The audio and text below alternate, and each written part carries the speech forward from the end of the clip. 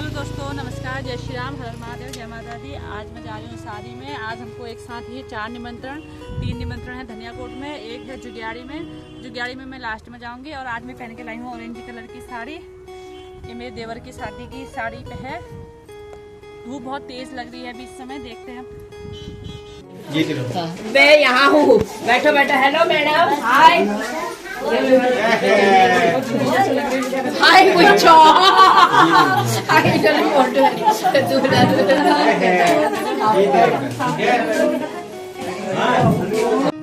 यहाँ धनियाकोट में जहाँ मैं गई हूँ, यहाँ है आज मतलब 2 बहनों की शादी साथ ही कर रहे हैं। पहले भी जब इन्होंने शादी का निमंत्रण दिया था हम लोगों को, उस समय हम वहाँ जा नहीं पाए थे। अब किसी एक की शादी में तो जाना ही पड़ता है, क्योंकि फिर वैसे भी रोज़ के लिए ही हो जाता है ना।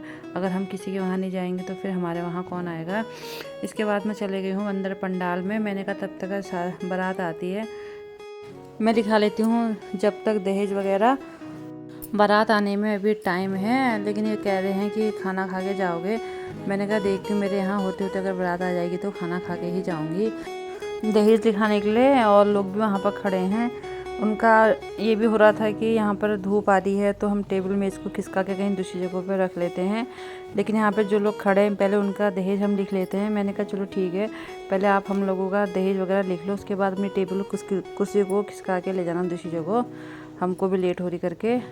इसके बाद मैं थोड़ा सा फ़ोटो वगैरह खींच लेती हूँ यहाँ पर अपने। अच्छा कर रखा है इन्होंने डेकोरेशन वगैरह।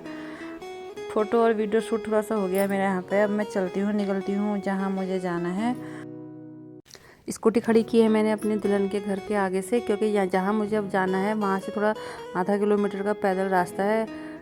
तो जा रही हूँ मैं ऊपर को। यहाँ इतनी चढ़ाई है ना, और इतनी तेज़ धूप लग रही है, गला भी सूख गया पानी की प्यास के मारे। रास्ते में 1-2 जगह पानी पिया था।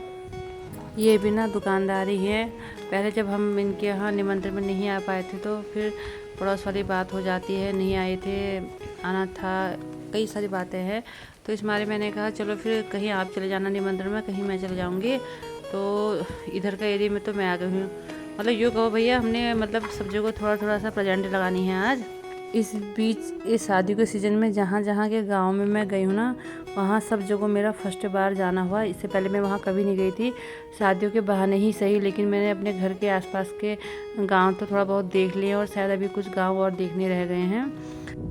ऊपर का भी जो है पैदल रास्ता है ना, यहाँ जगह जगह पे मतलब मकान वगैरह है, और कहीं कहीं पे तो बाखली जैसी है, जो पुराने टाइम की बाखली होती ना, 3-4 मकान मिलके, वो भी मैंने यहाँ पर देखे। और यहाँ पर अभी चल रहा है गेहूं कटाई का सीज़न।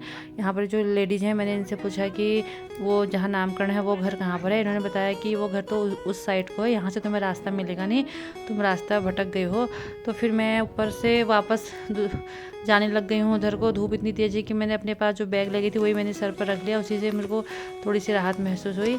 चढ़ाई है यहाँ से भी, दूसरी तरफ से हम जहाँ से आ गए हैं, यहाँ पर भी मैं इनसे पूछते हुए जा रही हूँ।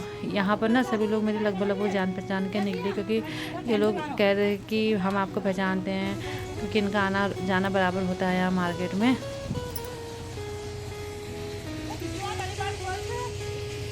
चल के थक गई हूँ मैं, थोड़ा सा बैठ लेती हूँ यहाँ पर, रेस्ट कर लेती हूँ। अब मिल गया मुझे मकान बिरजू का।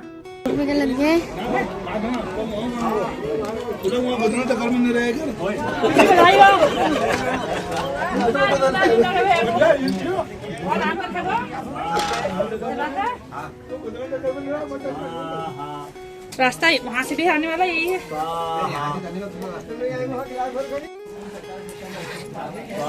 पंडित जी है यहाँ भी अभी नामकरण की प्रोसेस चली रही है। अभी बिज्जू बैठे थे नामकरण में, मुझे बैठा दिया इन्होंने अपने बैठक में, और मुझे दे दिया थोड़ा सा इन्होंने ठंडा पीने के लिए।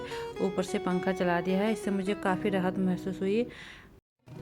मेरे पास जो बिटिया बैठी है, मैं इससे बातों में लग गई हूँ। मैंने इनसे पूछा कि बिटिया तुम्हारे गेहूँ वगैरह कट गए हैं सब, और तुमने भी काटे होंगे। तो उसने कहा आंटी जी नहीं, हमारे गेहूँ का कोई चक्कर नहीं है, क्योंकि हम तो वैसे भी कॉलेज पढ़ते हैं, और यहाँ मेरा ननिहाल है, जिनके बेटे का नामकरण है वो मेरे मामा लगते हैं।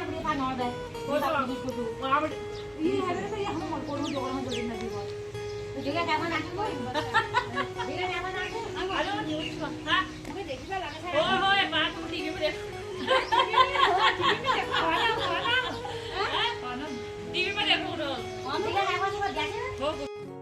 नामकरण से वापस आते समय मुझे कुछ दोस्त वगैरह मिल गए हैं, तो इन्होंने मुझे बैठने को कहा। मैं चली गई थोड़ी देर इनके पास बैठने के लिए। अब इनका चल रहा है भी गेहूँ सारने का काम। गेहूँ की कहाँ से भीग के आ रहे? राज्यों में तो मड़ाई भी होती गेहूँ की। पानी से भीग के आ रहे।